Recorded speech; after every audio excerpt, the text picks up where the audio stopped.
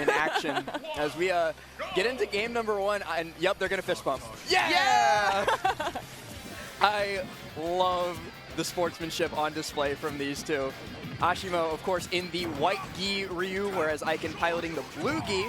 Now, of course, if I had to put bets on this, I'm going to go for Asimo. Just because Ikan's a little bit out of practice, isn't competing as actively as he once did. A still fantastic player, and he's going to keep up with Asimo, but Asimo is just in a caliber of his own. I'll put my vote in for Ikan just because I'm a hater, and I want to disagree with you. Fair enough. I get it.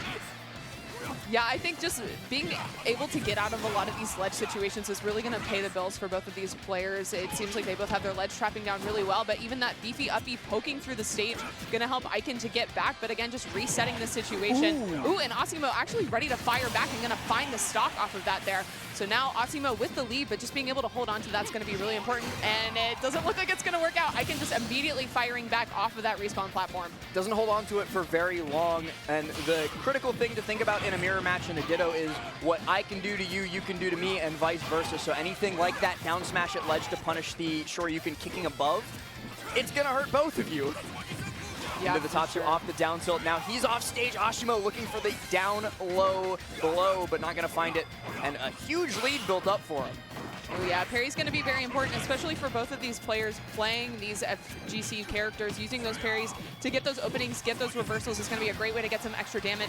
We see that they're using a mix-up of down tilt and trying to use those grounded approaches, or using the landing nair to get combos started too. So it's a mix-up of like who's going to use down tilt, who's going to use the nair, and just trying to anti-air when they're going in for those openings. Using the platforms too to approach is going to work out really well for both players.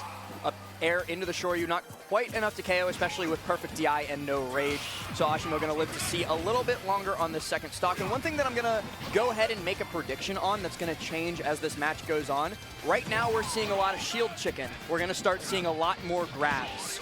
But for now, we're going to see a down tilt Shoryu from Ikan. Only 68.5% onto him as well, as Asimo respawns after the star KO. So still very doable, especially if Ikan can find a good corner carry into an edge guard. That being said, it's not going to be easy to get that situation set up against a player as good as Asimo, and it's not going to kill. I was really worried about seeing a Shaku kill.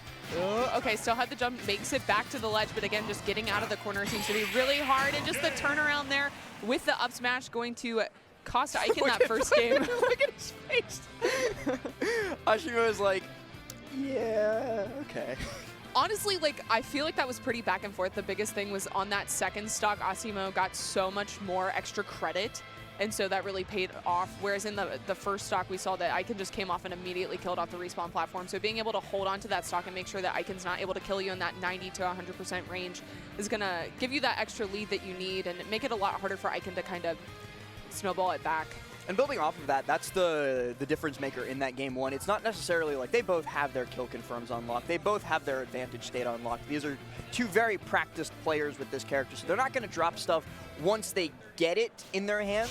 But Asimo is creating so many more opportunities for himself to confirm, to set stuff up like that, to edge guard, to ledge trap, so on and so forth. Whereas Ikan, his opportunities are a lot fewer and farther between. And now you see him playing back a little bit more, gets that first Shaku off, but isn't able to get the front kick afterwards. No, Ikan has Asimo in the corner, but it seems like Asimo is just able to use that neutral get-up and reverse the situation. Playing around that platform is going to be really important for both of them. Ooh, yeah, some extra damage there, though. And actually just choosing to land on stage rather than dealing with the ledge. I really like that option there from Ikan. Nice mix-up. But now Asimo just seems so comfortable fighting out of the corner. They're just both nairing, and it's working. Asimo gonna get caught by that nair into Tatsumaki. Now he's down low. Ikan not making use of some of the tricks and tips that Asimo even so graciously gave him during game number one. He keeps going for jump to try and catch Asimo going high instead of looking for stuff like that down tilt or that down smash that Asimo hit him with. But Ikan still very well might take first stock, setting up for that back air, and instead it's a stage spike off the Tatsu. Very well played, burning away all of Ashimo's resources and putting him into a checkmate.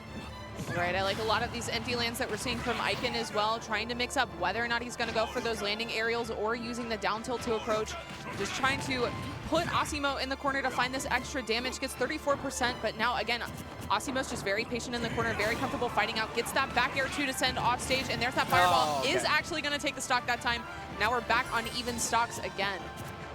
34% of extra credit, and that's exactly what you were talking about between the games. Ikan not able to do nearly as much work as Asimo has been between stocks when he has that slight lead. Still holding on to that lead, though. Both of them looking for either an up air to carry or a nair to set up for a chase, and Asimo gets that chase first. Ikan now in the corner, a very dangerous spot to be. He's out of ledge invincibility, but Asimo is going to let it rock.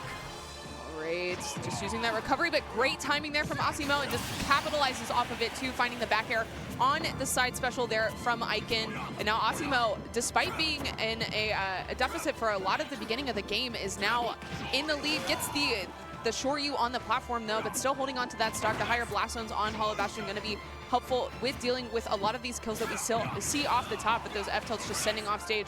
Oh, that was actually super smart. I really like that they're using the, is that down air, where he's like punching down like that, or is that It's nair? either nair or dare, they both do that. Okay, gotcha. I'm not sure which Using move an that one aerial. there was nair, that Okay. he just did. The one where he sticks his leg out is nair. Yes. Yes, yeah, so I think he was using down air. Using that to like contest against the fireball is going to be helpful. We did see Ikan get hit with a few of those off stage, and it can force your That's air nair. dodge. That's what I'm talking about. Okay. That one there. Gotcha.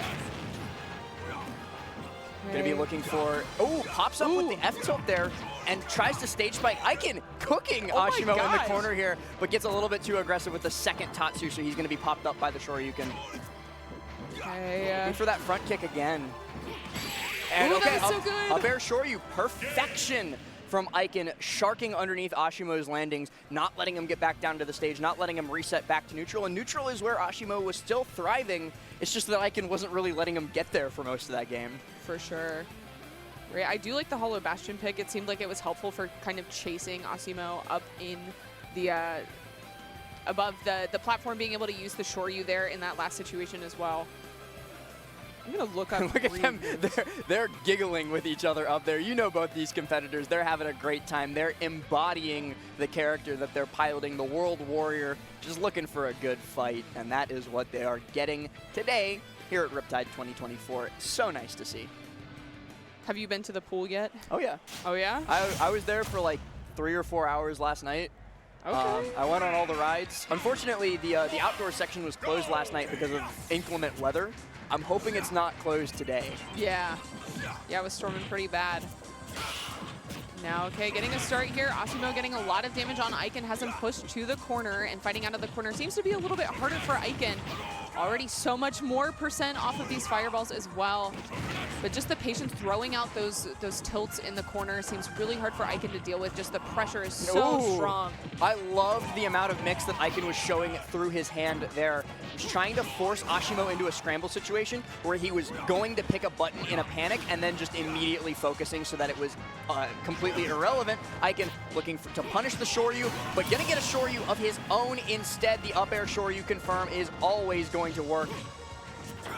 Now lead once again, and everybody in the chat, I was looking, I saw you guys, you were all talking about how this was going to be a quick 3-0 for Asimo. Ikan didn't stand a chance. How unlucky of Ikan to run into somebody who's so good with Ryu. But Ikan, he's not only putting up a fight, he's winning right now. He was very excited for playing this match too. I think he definitely looks up to him. So I'm glad that he's definitely putting up a fight and doing really well in this game 3 so far as well. 87% on Asimo.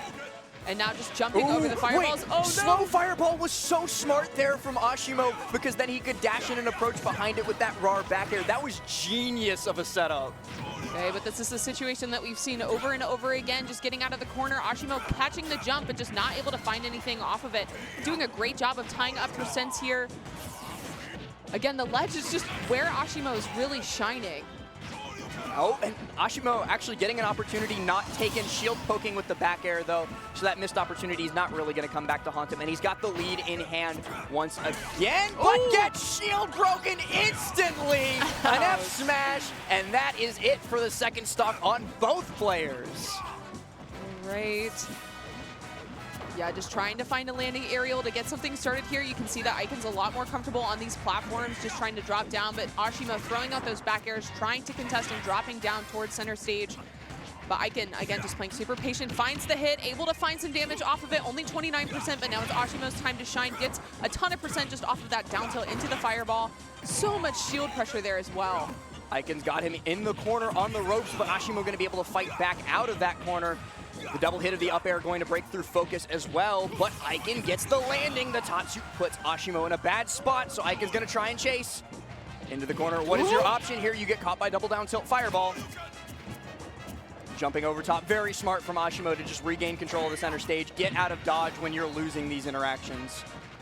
All right, now just trying to fight our way back to center stage from Ikan, using the back air on the shield, knowing that Ashimo's not going to have a great punish on it, but now in a Ted chase situation, pushing Ikan out towards the ledge. Ikan connects with down tilt Tatsu and takes game number 3. He's on set point. What an incredible showing. I told you. Big Ikan fan. Such a nice guy. I think he's been traveling a lot too. He was in Hawaii. He was telling me he was also somewhere else. I don't even remember. He was in France for a little bit France, too. yeah. No, he's like everywhere. So he has not been nearly as active as he has been in the past, but it's nice to see that he's definitely still able to keep up with such talented players. Well, yeah, and in addition to that, it's not just like because he's traveling that he's a little bit more active. That guy's almost done with grad school. Yeah, he's working his tail off outside of the game, and we see him here today at Riptide working his tail off in the game. Try and put Asimo down in losers to try and ruin a couple people's days down in the losers bracket to deal with this terror. He's on the verge of it. Somebody's Pro Controller's low battery. Uh-oh. Right, going back to PS2, I think the platforms were working out for Ikan really well, just having that place to retreat to avoid a lot of the pressure from Asimo. Gets the spike. And that's it for the first stock. That was a almost 20-second 0 to death from Ikan to open up what could be Ashimo's last game in winners. Okay, gets the roll towards center stage, just using these fireballs, mixing in the back airs too for some extra pressure on Ashimo's shield. Just using the uppy to get out of there, but now getting hit with the uppy there from Ikan instead. Now getting out of the corner is what he really struggles with, but that get-up attack is a nice mix-up, letting him get back to center. You know what we've still yet to see, Emma, and I think it's kind of emblematic of the fact that this is a Shoto mirror. They haven't grabbed. True. There has been no grabs we have not seen a lot of focus. I feel like focus is like one of their stronger moves. It's hard to use focus to land in this matchup, specifically because Ryu up air breaks it. If this was like Ryu versus Ken, focus would be really, really good. But because Ryu also has Shakunetsu, in addition to that up air, a lot of things will break focus, and a lot of things put you in a bad spot because of it. Yeah, that makes sense. Ooh, okay, tech chase. Nice damage there from Ikan, pushing Asimo off stage. But again, just so comfortable fighting out of the corner, getting some nice damage there, 46%, but so much shield pressure here from Ikan as well. Okay, I like that aggression off stage, using the fireball to kind of cover that place where Asimo is setting up most of the time. You should know that you can't cross up Ryu, Ikan. That was a little bit ill-advised to try and ledge drop jump air dodge over top of Asimo. Ends up getting him chased to the opposite side, ends up getting him killed. But Ikan trying to fight right back. Asimo trying to take us to a game 5. I do like that attempt at a ledge trump. Not going to work out, but just trying to catch Asimo off guard when he's off stage. Just using that uppy, finding that stock too. Only 26% here on Ikan. Could potentially win this set 3-1. Ooh, Ikan drifting back low, trying to catch Asimo getting over-aggressive, looking for that back air with the Shaku, but instead gets pushed into the corner. And you keep saying it, Emma, because it is very, very true. Asimo beating Ikan in the corner every time he gets there. Ikan has to avoid that fight center stage wherever he can, because advantage state is where Ikan is making his money, but you can't focus that. He survives, but only barely, and that's only because Asimo was at 17%. If he was at like 40, it would have been enough to kill him. Oh yeah, but that will definitely take it, and that's going to be a game 5 for us, folks. That was so close to, I feel like, for the majority of that game, but again, just the corner is where Asimo is really shining, being able to fight out of it himself when he's in disadvantage, and just keeping Ikan trapped there. Even if he's not finding a lot of the kills at the ledge, he's getting so much percent. And I have to keep pointing it out, too, in between every game and on the cams during the game. These guys are both having a blast. Yeah. I love to see it. Maybe a different stage. We saw Ikan do really, really well on Hollow Bastion in the second game. Now he's considering his options. And that's the thing in a mirror match. It doesn't really matter matchup-wise what stage you go to. It's more personal comfort. Seems that Ikan has decided that he is more personally comfortable on PS2. Or maybe not. He's taking us back to the select screen. Yeah, I mean, it's all personal comfort. I think having that middle platform was helpful. Oh, and it is Hollow. Okay. Going back to Hollow, that makes sense. Trying to find the right song. You're out of luck, dude. I don't like any of the Kingdom Hearts songs, personally. The Gummy Ship one's okay. Okay, I'll give you that, but I still disagree. Okay, You don't. well, disagree in that you like? I like Kingdom Hearts music. Okay. Simple and clean. It's just an all-timer. I'll give it a Oh my gosh. early percent from Asimo. He decided to just round start burst. Okay. But again, now this is the same situation we've seen the whole time. Mistiming that a little bit, that uppy actually going to hit Asimo. Only going to do 8%, but it lets Ikan get back on stage, where that potentially could have been the stock loss for Ikan. Ikan doing better and better in the corner as the match progresses. Fast Shoryu, or not Shoryu, fast Hato this time. Into the Tatsu, pushes him off. Has to air dodge there because of the Shaku. That's another thing that I hadn't talked about yet in this matchup or in any sort of Shoto mirror. Resources are so important. Forcing your opponent to burn air dodge early, to burn jump early. It takes away so many options for them. Tries to auto parry off the Shaku, doesn't do so successfully. Now back in the corner, and Tatsu will be more than enough for that first blood. 49% here on Asimo. Ikan just trying to find this falling mirror to get something started. I love that drop off the platform with the back air. But again, now just being pushed to the corner, has to like run around Asimo a lot, try to like cross up his shield and just try to use his movement to his advantage. But a lot of the time it's putting him right back to the corner where he does not want to be. Although not much extra credit built up yet onto Ikan. He's only at 8.5, now 12.8. If he can find something like maybe an up air Shoryu off the platform to kill Asimo before he builds up too much more. As I speak, though, it's time for Asimo to build up more or not. Only 7 extra. So that is plenty fine for Ikan to find that stock there without letting the match slip away too much. Yeah, and I think that goes to show how strong Ikan's movement was in that and entire grab. sequence. We got a grab! Ah! Okay, makes it back to the ledge, but I feel like Ikan, when he's on stage, is able to use that platform to maneuver around Asimo a lot, minimize the amount of damage that he's taking, gonna make it back there, but still just trapped in this sequence at the ledge, just continuously getting pushed off stage and having to try to fight his way back to that platform. I'm not sure what the F smash was for there. A little bit ill-advised if that was an intentional input. Ikan gonna eat a hefty punish for it, be forced onto the ledge, and then eat a bear sandwich. Puts him down onto his last stock of winner's side. Can he make this comeback as the gap continues to widen in this final game 5? Oh, ooh, reset off the Nair into the Shoryu. Asimo, he's pulling out all the stops.